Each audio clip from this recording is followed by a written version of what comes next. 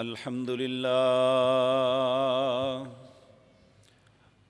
لله نحمده ونستعينه ونستغفره ونعوذ بالله من شرور أنفسنا ومن سيئات أعمالنا من يهده الله فلا مضل له ومن يضلل فلا هادي له وأشهد أن لا إله إلا الله وحده لا شريك له وأشهد أن محمدًا عبده ورسوله أما بعد فإن خير الحديث كتاب الله وخير الهدي هدي محمد صلى الله عليه وسلم وشر الأمور محدثاتها وكل محدثة بدعة وكل بدعة ضلالة وكل ضلالة في النار رب اشرح لي صدري ويسر لي أمري واحلل عقدة من لساني يفقهوا قولي اللهم انفعنا بما علمتنا وعلمنا ما ينفعنا وزدنا علما رب اوزعني ان اشكر نعمتك التي انعمت علي وعلى والدي وان اعمل صالحا ترضاه وأصلح لي في ذريتي إني تبت إليك وإني من المسلمين أعوذ بالله السميع العليم من الشيطان الرجيم بسم الله الرحمن الرحيم الشيطان يعدكم الفقر ويأمركم بالفحشاء والله يعدكم مغفرة منه وفضلا والله واسع عليم يؤتي الحكمة من يشاء ومن يؤت الحكمة فقد أوتي خيرا كثيرا وما يذكر إلا أولو الألباب۔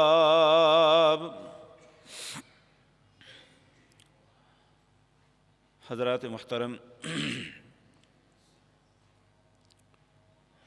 جب اللہ رب العزت نے میرے اور آپ کے بابا سیدنا آدم علیہ السلام کو پیدا کیا، پیدا کرنے سے پہلے بلکہ فرشتوں سے مشورہ کیا کہ میں زمین کے اندر اپنا خلیفہ بنانا چاہتا ہوں، تمہاری کیا رائے ہے؟ تو انہوں نے اللہ رب العزت کو جو رائے دی تھی وہ یہ تھی کہ اے اللہ، اگر عبادت کے لیے پیدا کرنا ہے تو وہ ہم ہیں، لیکن جس انسان کو آپ بنانا چاہتے ہیں یہ زمین میں فساد کرے گا، خون خرابہ کرے گا۔ اللہ رب العزت نے فرمایا نہیں، جو میں جانتا ہوں وہ تم نہیں جانتے۔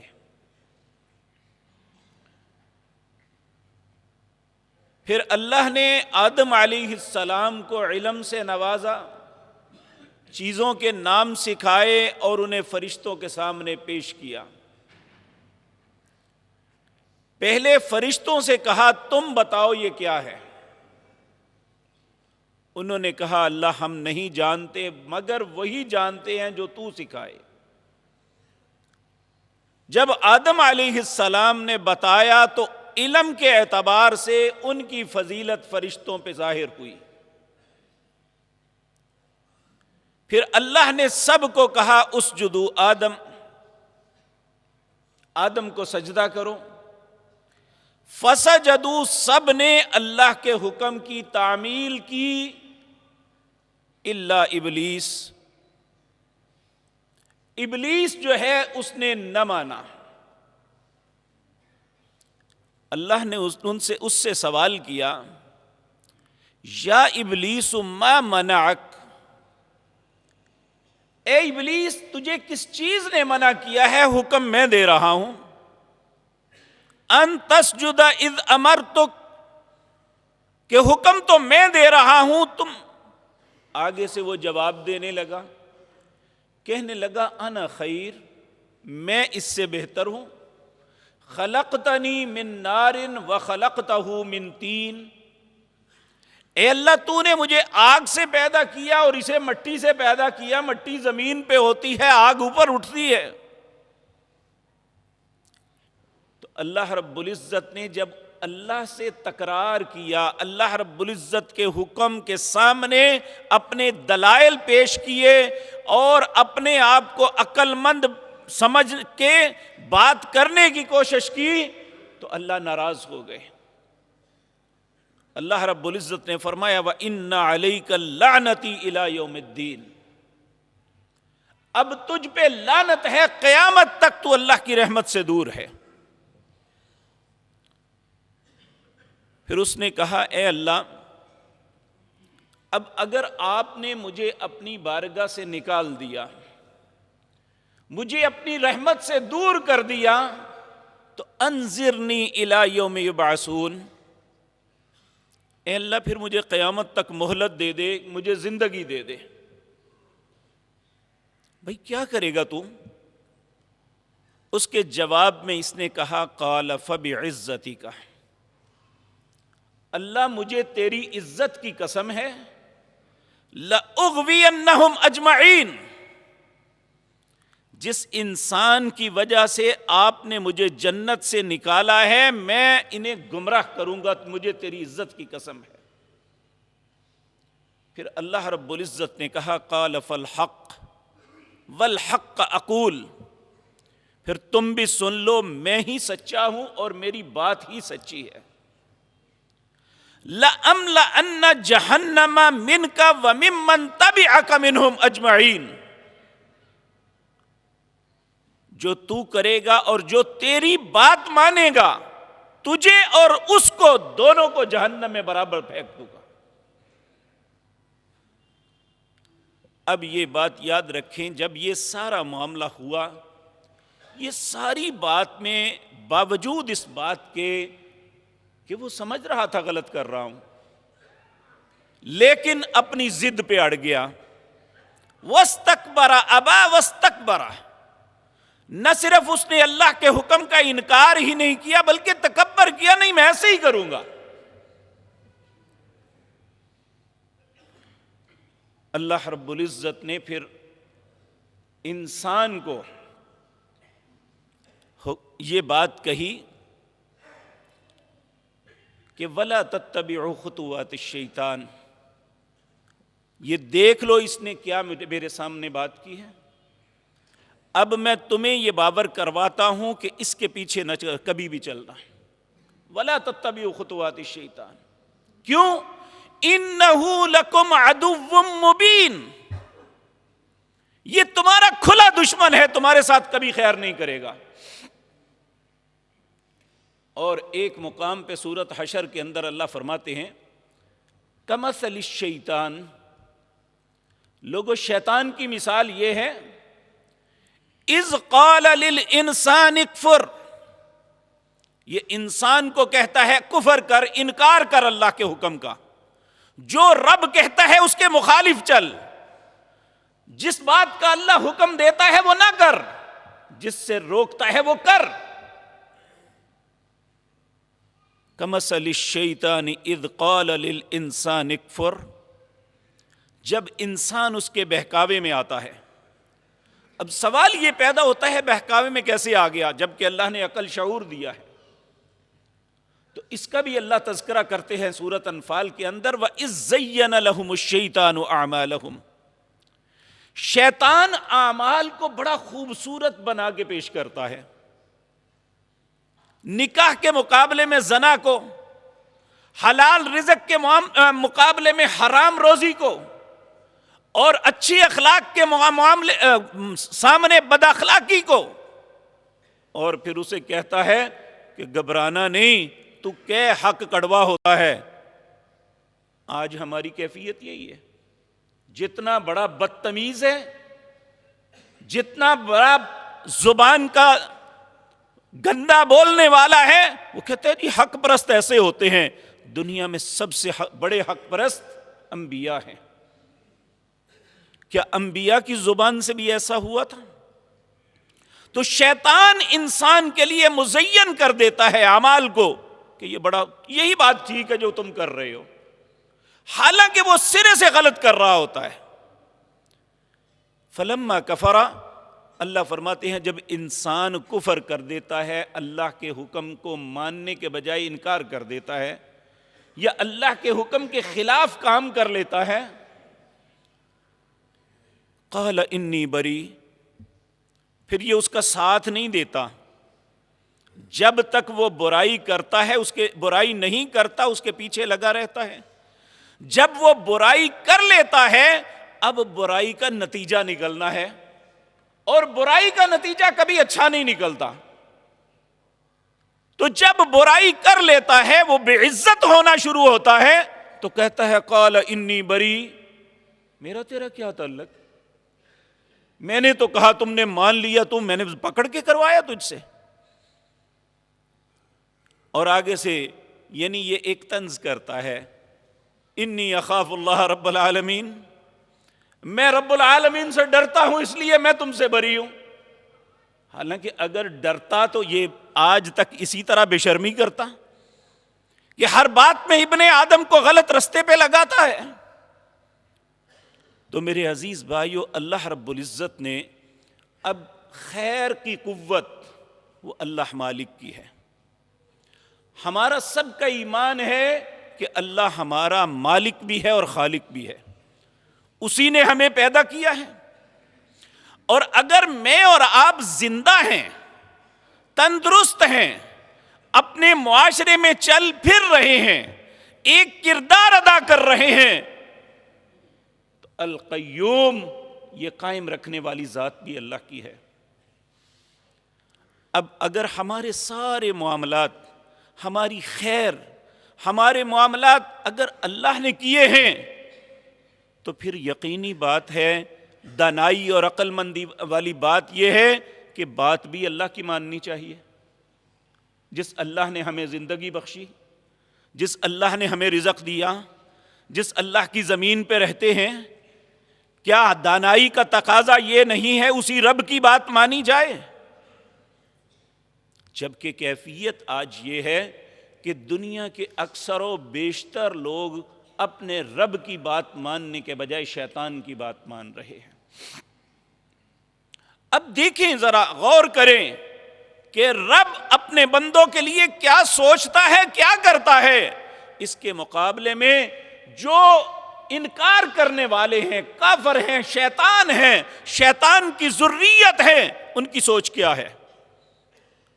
اللہ سورۃ بقرہ میں فرماتے ہیں اللہ ولی الذین آمنوا، لوگوں اللہ دوست ہے ان لوگوں کا جو ایماندار ہیں. اللہ ولی الذین آمنوا، اور ایمانداروں کے ساتھ اللہ کرتا کیا ہے؟ یخرجہم من الظلمات الی النور، اللہ ایمانداروں کو گمراہیوں سے نکال کے روشنیوں کا راہی بناتا ہے، اسے ہدایت کے رستے پہ ڈالتا ہے. والذین کفروا اولیاءہم الطاغوت، جو لوگ کافر ہیں وہ طاغوت کے دوست ہیں. یخرجونہم من النور الی الظلمات، ان کا ارادہ یہ ہے کہ انسانوں کو روشنیوں سے نکال کے اندھیروں میں پھینک دیا جائے، گمراہی میں مبتلا کر دیا جائے. اور آج ملت کفر، دنیا کا سارا کفر، دنیا کی سب سے بڑی انویسٹمنٹ اس بات پہ ہو رہی ہے کہ انسانوں کو بربادی کے راستے پہ کیسے ڈالتا ہے. یہ جتنی این جی اوز ہیں انہیں کس بات کے پیسے ملتے ہیں؟ معاشروں کو برباد کرنے کے لیے.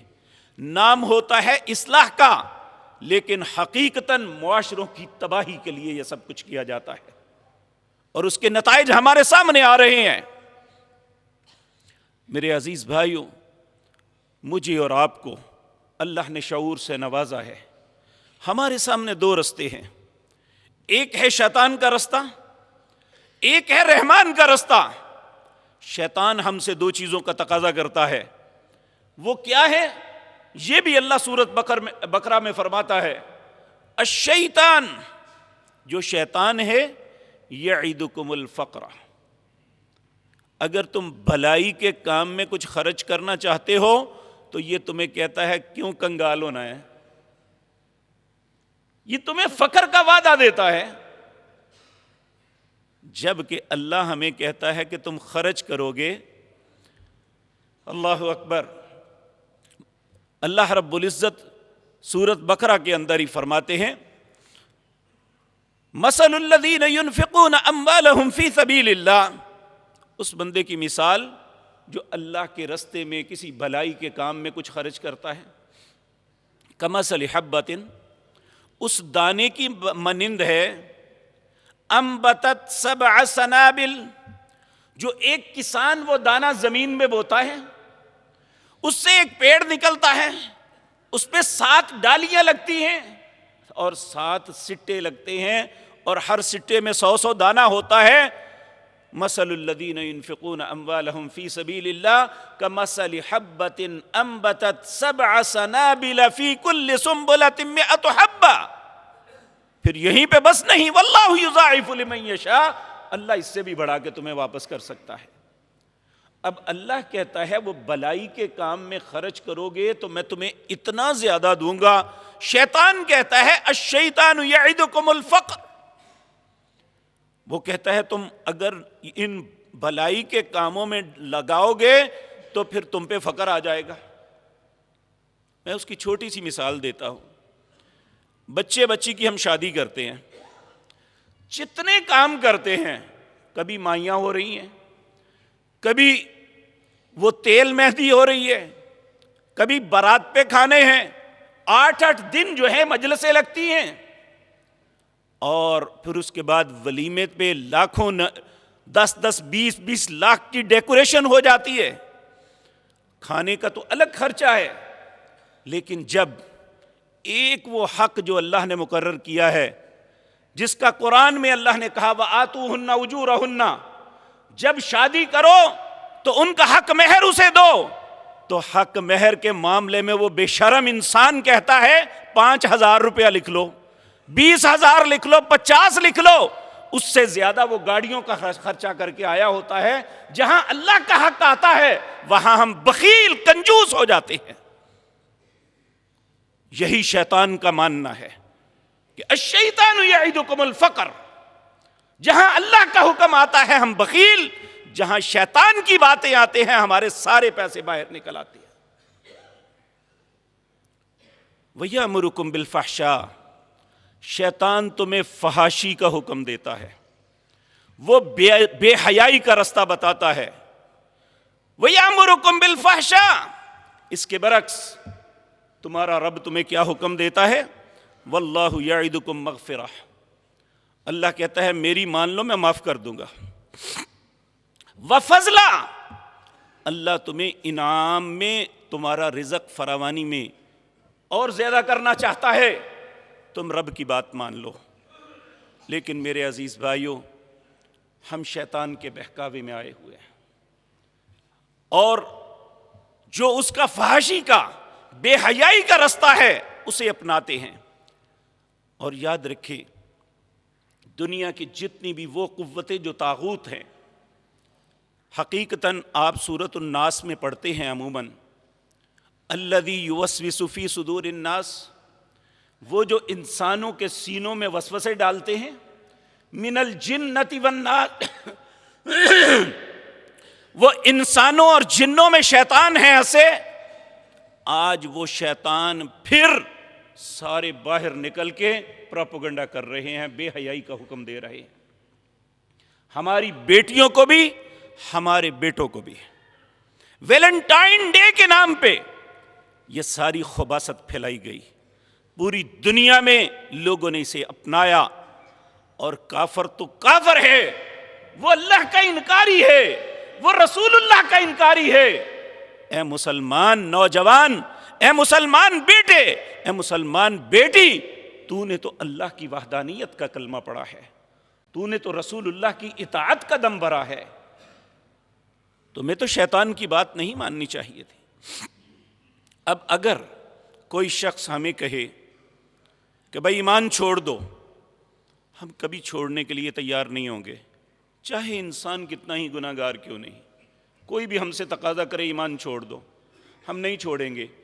اب ہمارے ساتھ ایسا معاملہ کیا جاتا ہے کہ ہمیں یہ بھی کہا نہ جائے کہ ایمان چھوڑ دو، لیکن ہم سے ایسے کام کروائے جاتے ہیں جس سے ایمان خود بخود ختم ہو جاتا ہے۔ ایمان کی سب سے اہم بات جو ہے وہ حیا ہے۔ اگر حیا نہیں تو ایمان نہیں۔ تو جب ہم سے حیا نکل گئی تو کہاں سے ایمان رہے گا؟ اب ہمیں یہ نہیں کہا گیا کہ تم ایمان چھوڑو، لیکن جب ہمیں بے حیائی کی رستے پہ چلا دیا، ہم نے حیا کو ترک کر دیا، تو پھر اس کا یقینی نتیجہ یہ ہے کہ انسان ایمان سے نکل جائے گا۔ اور ہمارے ساتھ یہ دھوکہ ہو رہا ہے۔ ہمیں ہوشیار رہنا چاہیے۔ پہلے میں آپ کے سامنے یہ بات عرض کروں گا کہ ایمان اور اسلام کے اندر حیا کی اہمیت کیا ہے۔ نبی مکرم جناب محمد الرسول اللہ صلی اللہ علیہ وسلم کا ارشاد ہے، آپ نے فرمایا مجھ میں اور پہلے جتنے بھی نبی گزرے ہیں ان میں ایک چیز کامن ہے، اس میں کوئی اختلاف نہیں ہے۔ وہ کیا تھی؟ آپ نے فرمایا اذا لم تستحیی فاصنع ما شئت۔ اے انسان، جب تجھ میں حیا نہ رہے تو پھر جو مرضی کر، تمہیں کوئی روکنے والا نہیں ہے۔ بدقسمتی سے یہ حیا ہم سے چھینی جا رہی ہے۔ اور دیکھیں، اگر ویسے کوئی انسان کسی کو کہے نا تم بے حیا ہو جائے، وہ کبھی نہیں ہوگا، وہ اسے گالی سمجھے گا۔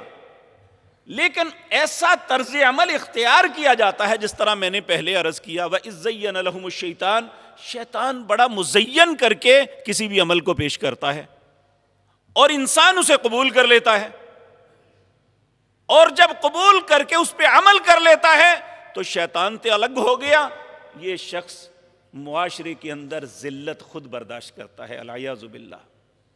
اللہ ہم سب پہ رحم فرمائے۔ تو پہلی بات جو ہمارے لیے ضروری ہے، ہم مسلمان ہیں، مسلمان ہونے کے ناطے ہمارے لیے سب سے کائنات کے اندر اللہ کی ذات کے بعد اگر کوئی محبوب شخصیت ہے تو وہ جناب محمد الرسول اللہ صلی اللہ علیہ وسلم کی ذات ہے۔ حضرت ابو سعید خدری رضی اللہ تعالیٰ عنہ بیان کرتے ہیں، صحیح بخاری کے اندر روایت ہے، کہتے ہیں کان النبی صلی اللہ علیہ وسلم اشد حیاء، نبی کریم صلی اللہ علیہ وسلم سے زیادہ با حیا انسان پوری دنیا میں کوئی نہیں ہے۔ اس کا مطلب ہے یہ بہت اہم اور خوبصورت چیز ہے جو نبی مکرم کی صفت ہے،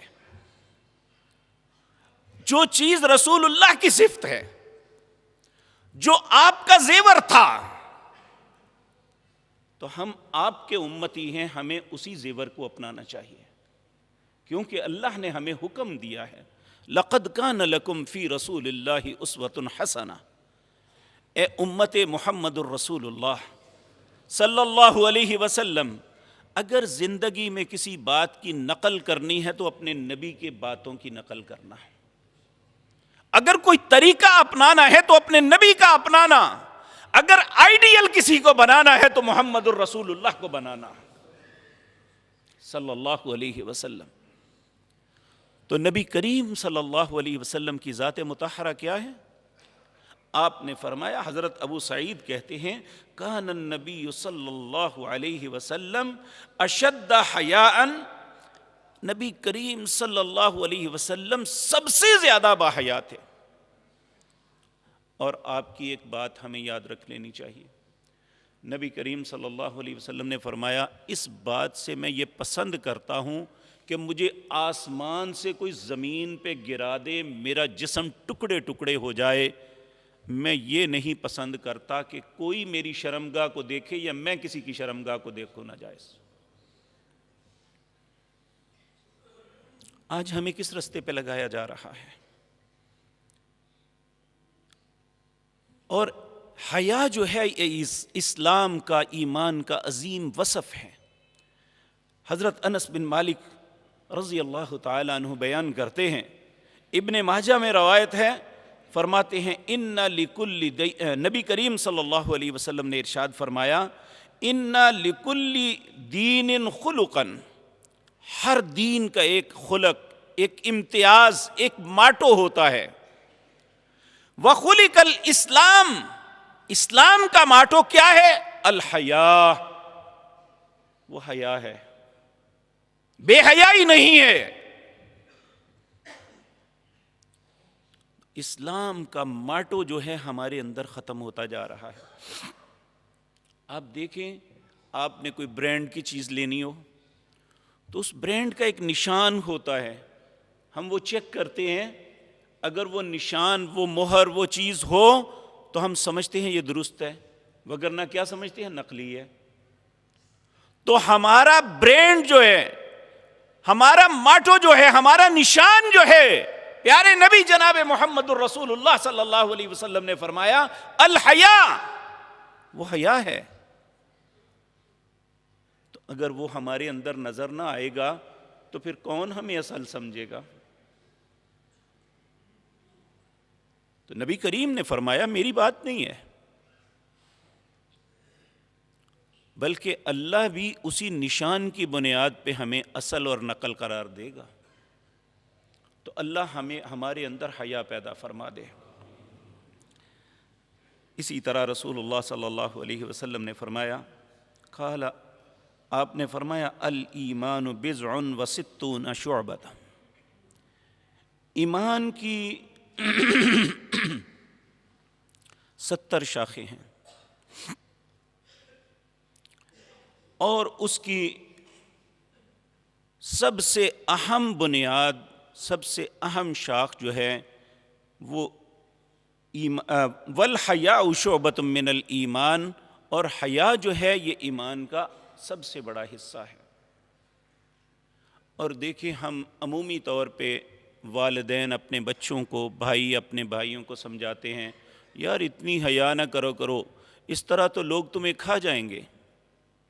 ایسی ہی بات رسول اللہ کے سامنے ایک بھائی نے اپنے بھائی کو کہی۔ صحیح بخاری کے اندر روایت ہے، عبداللہ بن عمر رضی اللہ تعالیٰ عنہ فرماتے ہیں کہ مر النبی صلی اللہ علیہ وسلم علی رجل، نبی کریم صلی اللہ علیہ وسلم گزر رہے تھے تو ایک بندہ، وَهُوَ يُعَاتِبُ أَخَاهُ فِي الْحَيَاءِ، وہ اپنے بھائی کو ڈانٹ رہا تھا حیا کے معاملے میں۔ یقول، کہتا ہے، اِنَّكَ لَتَسْتَحْيِي حَتَّى كَأَنَّهُ يَقُولُ قَدْ أَزَرَّ بِكَ، بھائی تم اتنی حیا کرتے ہو، اتنے بھولے بھالے ہو، اس طرح تو لوگ تمہیں کھا جائیں گے، تکلیف دیں گے۔ نبی کریم صلی اللہ علیہ وسلم نے یہ بات سن لی، آپ نے اسے فوراً کہا، دع، او اللہ کے بندے رک جا، فَإِنَّ الْحَيَاءُ مِنَ الْإِيمَانِ، یہ جو تیرے بھائی کے اندر حیا ہے یہی تو ایمان ہے۔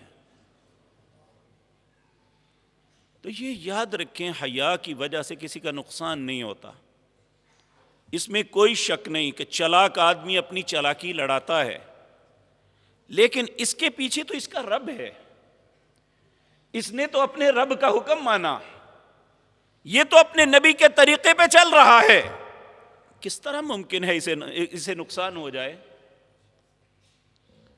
دیکھیں، اللہ نے پہلے پارے میں ہی فرمایا منافقوں کے متعلق، یخادعون اللہ والذین آمنوا، یہ دھوکہ دیتے ہیں اللہ کو بھی، اہل ایمان کو بھی۔ وما یخدعون الا انفسہم، اللہ کہتے ہیں ان کا کچھ نہیں بگڑے گا، دھوکہ تو اپنے آپ کو دے رہے ہیں۔ تو یہ حقیقت ہے کہ بعض لوگ چلاک اور مکار بنتے ہیں، لیکن جو شخص سادگی کے ساتھ، حیا کے ساتھ زندگی گزارتا ہے، اس کی سموتھ زندگی ہوتی ہے، بے فکر ہوتا ہے، اس کے پاس رزق کم ہو یا زیادہ، اس کا دل یہ تو مطمئن ہوتا ہے میں نے کسی کے ساتھ دھوکہ نہیں کیا، میں نے کسی کا کچھ نہیں بگاڑا، میں نے کسی کا کچھ نہیں مارا۔ اور یقین جانیے جو لاکھوں کروڑوں اربوں کے فراڈ کر لیتے ہیں ان کی راتیں آرام سے نہیں بیتتی، اللہ ان سے سکون چھین لیتا ہے۔ اطمینان اسی کو ملتا ہے جو اللہ اور اس کے رسول کی اطاعت میں زندگی بسر کرتا ہے۔ اللہ ہمارا نصیب بھی ایسا کر دے۔ اب یہ حدیث آپ اس سے غور کریں کہ ہم سے اگر کوئی کہے کہ ایمان کو چھوڑ دے، نہیں چھوڑیں گے، لیکن ہمیں انڈائریکٹلی ایمان کو چھڑوانے کے لیے حیا چھینی جا رہی ہے۔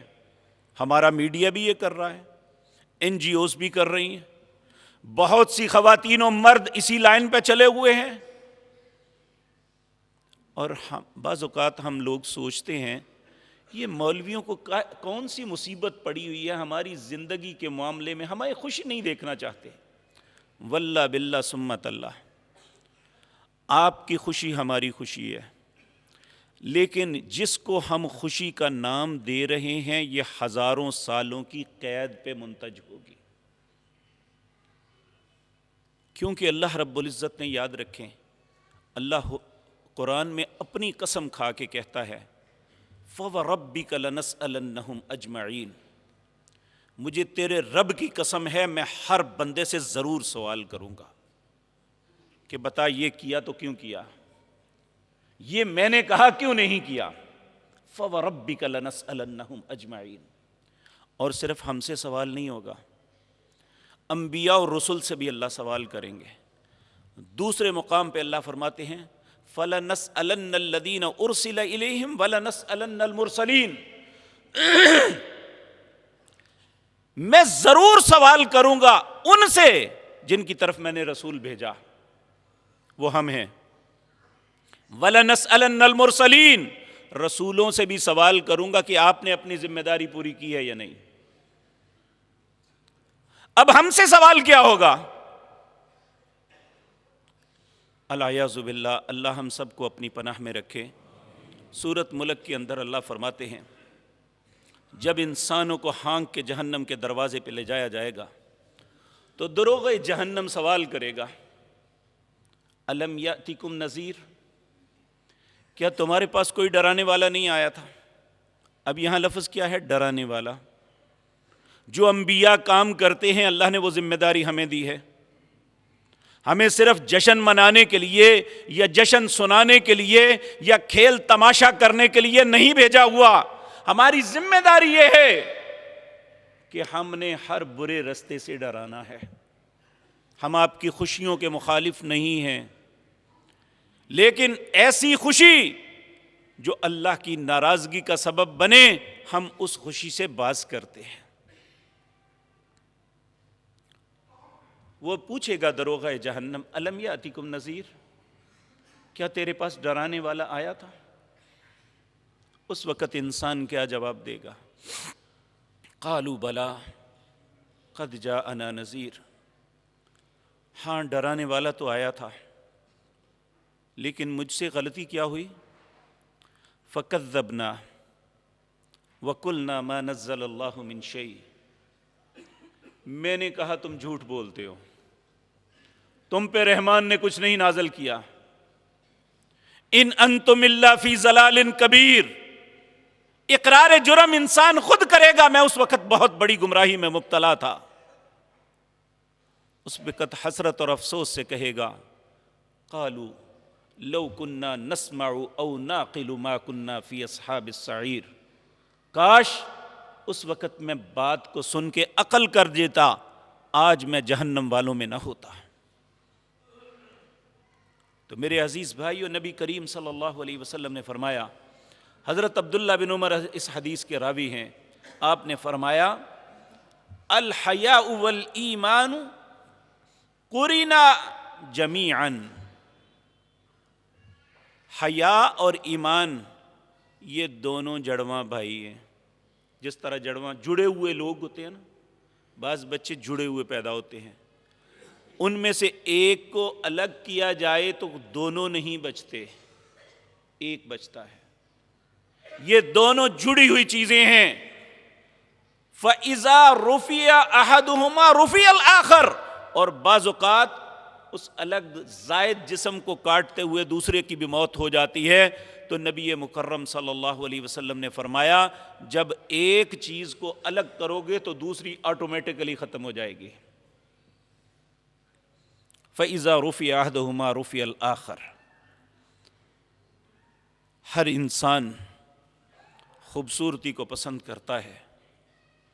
نبی مکرم جناب محمد الرسول اللہ آپ نے ارشاد فرمایا لوگو یہ میری بات غور سے سن لو. ما کان الفحش فی شیء الا شانہ.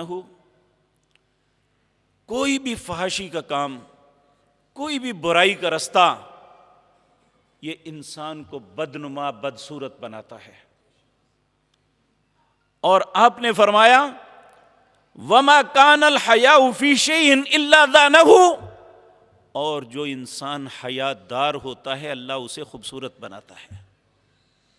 آج اس گئے گزرے دور میں بھی جو لوگ صاحب کردار ہیں، جو اچھی اخلاق کے مالک ہیں، معاشرے کا ہر فرد وہ سامنے ہو یا پیچھے ان کی تعریف کرتا ہے. یہ اللہ کی طرف سے دلوں میں ڈالی جاتی ہے. اور ایسا انسان مرتا ہے تو ہر آنکھ سے آنسو نکلتے ہیں. ایک بے حیا انسان جب مرتا ہے تو لوگ کہتے ہیں شکر ہے اللہ کا زمین پاک ہوئی. اس سے زیادہ بدصورتی اور خوبصورتی کیا ہو سکتی ہے؟ ایک با اخلاق انسان، وہ چاہے اس کا رنگ کالا ہے، چاہے اس کا جسم بڑا کمزور ہے. نبی مکرم کے صحابہ میں ایک صحابی تھے عبداللہ بن مسعود رضی اللہ تعالی عنہ. ان کا چھوٹا سا قد تھا، پتلے سے تھے. ایک مرتبہ وہ ایک درخت پہ چڑھے ہوئے تو ان کی پنڈلیاں نظر آ رہی تھی. تو ایک شخص نے دیکھا تو ہنس کے کہنے لگا عبداللہ کی پنڈلی اتنی سی ہے. تو نبی کریم نے سن لیا صلی اللہ علیہ وسلم. کہا جس اتنی سی پنڈلی کو کہہ رہے ہو نا یہ اتنی سی ہے، قیامت کے دن اس پنڈلی کا بوجھ احد پہاڑ سے زیادہ ہوگا. کیونکہ عبداللہ بڑا باحیا انسان ہے.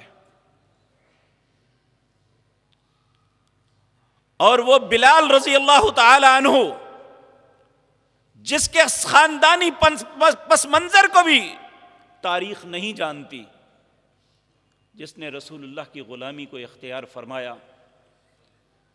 آپ جب معراج پہ گئے تو جب آپ جنت کے دروازے پہ پہنچے تو آپ کو قدموں کی آہٹ سنائی دے رہی تھی.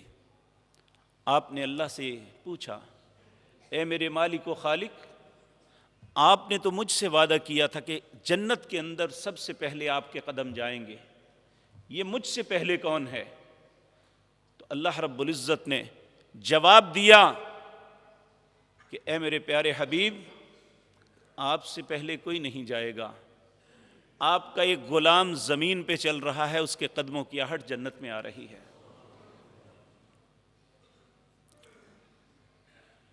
اور وہ افریقہ کے کالے لوگوں کی طرح ایک کالے غلام تھے. صرف ان کا دل بڑا صاف تھا، ان کے اندر حیا تھی، رسول اللہ سے محبت اور اطاعت تھی، جس نے اتنا بلند مقام عطا کیا. آج ہمارے چہرے بڑے خوبصورت ہیں، ہمارے لباس دیکھ کے دنگ رہ جاتے ہیں لوگ،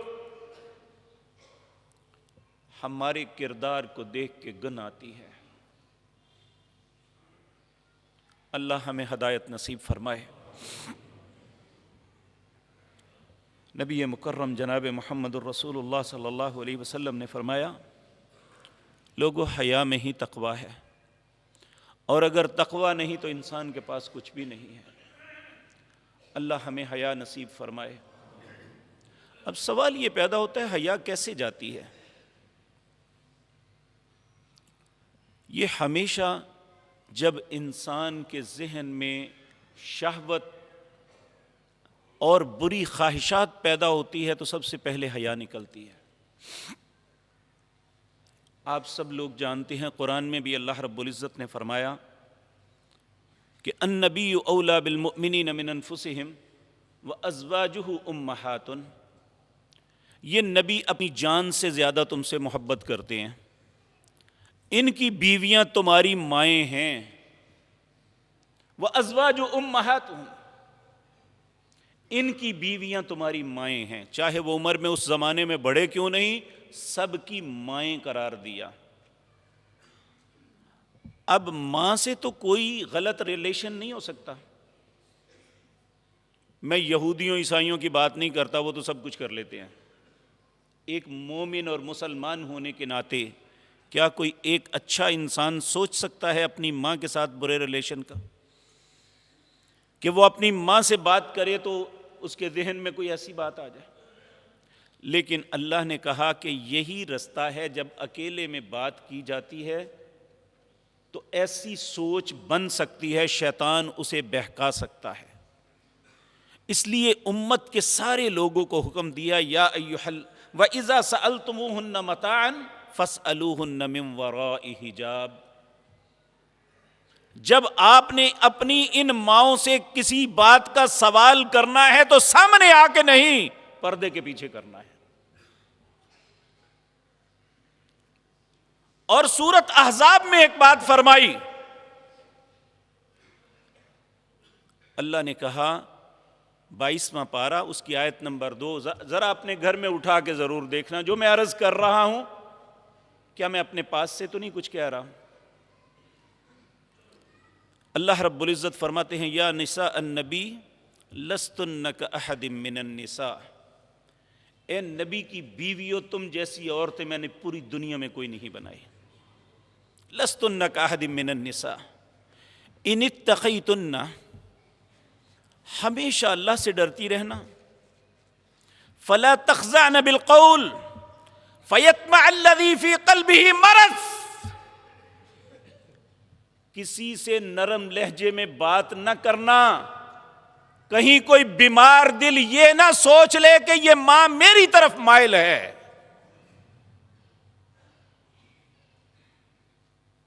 فلا تخضعن بالقول فیطمع الذی فی قلبہ مرض وقلن قولا معروفا، جب بھی بات کرنا معروف طریقے سے کرنا، کسی کو احساس نہ ہو کہ یہ میرے ساتھ یہ بڑے نرم لہجے میں ایسے بات کر رہا ہے۔ اب وہ مائیں ہیں، ہم بیٹے ہیں، اور اللہ نے قیامت تک کہا ان سے تمہارا نکاح نہیں ہو سکتا، یہ تمہاری مائیں ہیں۔ جن سے نکاح نہیں ہو سکتا، جو ہماری ماں سے زیادہ افضل ہیں، انہیں کہا فلا تخضعن بالقول فیطمع الذی فی قلبہ مرض، تم بھی تخضعن بالقول کہتے ہیں بات کو لوچدار انداز میں کرنا، یعنی ایسے انداز میں کہ دوسرا بندہ سمجھے کہ بڑے لاڈ سے میرے ساتھ بات کر رہی ہے۔ کہا فلا تخضعن بالقول، ایسی بات نہیں کرنی۔ کون؟ اللہ کہہ رہا ہے اس کائنات کی سب سے افضل خواتین کو، جن کو خود کہتا ہے۔ آج ہم کہتے ہیں اس سے کیا فرق پڑتا ہے جی، دل صاف ہونا چاہیے۔ کیا ان کے دل صاف نہیں تھے؟ جن کے متعلق کہا امت کی ساری خواتین کی قدوہ، یعنی تمہارے لیے وہ رہبر ہیں، اگر ان کے دل صاف نہیں تھے تو ہمارے دل کہاں سے صاف آ گئے؟ تو جو سب سے صاف دل تھے، جن کے دل کو اللہ نے یعنی تعریف کی، انہیں کہا فلا تخضعن بالقول، ایسے بات نہیں کرنی۔ میرے عزیز بھائیو، اس میں کوئی شک نہیں، انسان کے دل میں محبت کے ایک جذبہ ہوتا ہے، لیکن اللہ نے محبت کے لیے ہمیں دی ہیں خواتین۔ ہماری ماں سب سے زیادہ حق رکھتی ہے ہم اس سے محبت کریں، اسے جا کے پیش کریں پھول، اس کے سامنے اپنے گھٹنے ٹیکیں، وَاخْفِضْ لَهُمَا جَنَاحَ الذُّلِّ، اس کے سامنے اپنے آپ کو جھکا دیں۔ یہ عبادت ہوگی، یہ اللہ کے حکم کی تعمیل ہوگی۔ تمہاری بہن یہ حق رکھتی ہے کہ آپ اس سے محبت کریں، کیونکہ جب بھی اس کے ہاتھ اٹھتے ہیں اپنے بھائی کی خیر کے لیے اٹھتے ہیں۔ تمہاری بیٹی حق رکھتی ہے کہ جو اپنے باپ کو دیکھ کے کھل جاتی ہے۔ تمہاری بیوی یہ حق رکھتی ہے اس سے محبت کریں، اسے پھول پیش کریں، ہمیں کوئی اعتراض نہیں ہے۔ اعتراض اس وقت ہے جس بیٹی کو اللہ نے مجھ اور آپ پہ حرام کیا ہوا ہے، ہم جب اس کے ساتھ یہ معاملہ کریں گے تو ہمارا رب ناراض ہو جائے گا۔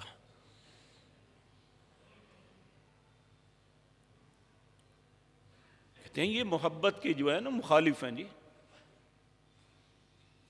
ہم تو محبت ایمان کا حصہ سمجھتے ہیں۔ پیارے نبی صلی اللہ علیہ وسلم نے فرمایا من احب للہ وابغض للہ واعطى للہ ومنع للہ فقد استکمل الایمان۔ جس نے کسی سے محبت کی تو اللہ کے لیے، کسی سے دشمنی رکھی تو اللہ کے لیے، کسی کو کچھ عطا کیا تو اللہ کے لیے، کسی سے ہاتھ روکا تو اللہ کے لیے، اس نے اپنے ایمان کو مکمل کر لیا۔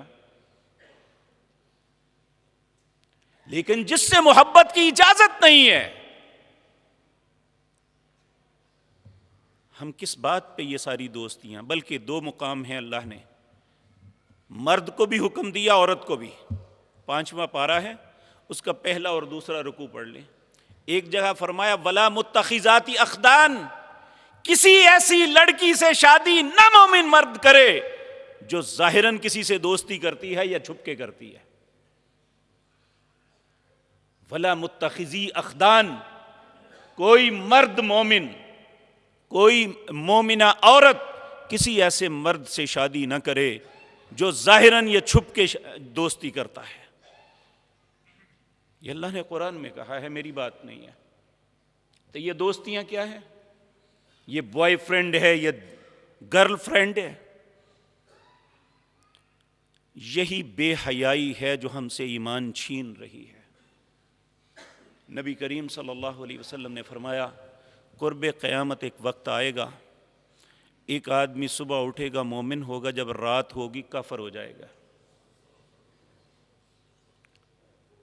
وہ رات کو سوئے گا، ایک مومن کی حیثیت سے صبح اٹھے گا تو کافر ہوگا اپنے کسی عمل کی وجہ سے۔ تو میرے عزیز بھائیوں اور بہنوں، ہمیں کسی بھی ایسے چیز کا حصہ نہیں بننا چاہیے جو اللہ کی ناراضگی کا سبب بن جائے۔ بے حیائی اللہ کی پسندیدہ چیز نہیں ہے۔ حیا شعبۃ من الایمان، یہ ایمان کے حصوں میں ایک حصہ ہے۔ اور نبی کریم صلی اللہ علیہ وسلم نے فرمایا، صحیح بخاری کے اندر ہے، الحیاء لا یأتی الا بخیر، جو حیا ہے وہ خیر کے علاوہ کچھ نہیں لاتی۔ تو بے حیائی یہ خیر کے علاوہ ہر چیز لاتی ہے۔ اگر ہم چاہتے ہیں ہمیں خیر ملے، ہمارے معاشرے میں خیر پھیلے، اور ہم اپنی زندگی امن اور سکون سے جئیں، تو پھر ہمیں حیا کو اپنانا ہوگا۔ میں اپنے ان بیٹوں اور ان بیٹیوں سے التماس کروں گا۔ حضرت امام شافعی رحمۃ اللہ علیہ نے ایک بڑی خوبصورت بات کی، کہا جب کوئی کسی کی بہن، بیٹی، ماں یا بیوی کے ساتھ کوئی بھی ایسی حرکت کرتا ہے، دراصل وہ کمیٹی ڈال رہا ہے جو اس کے گھر میں نکلے گی۔ ایک نوجوان نبی کریم کی خدمت میں آیا، کہنے لگا مسلمان ہونا چاہتا ہوں، لیکن اے اللہ کے رسول ساری زندگی ایک کام کیا ہے وہ چھوڑ نہیں سکتا، میں زنا نہیں چھوڑ سکتا۔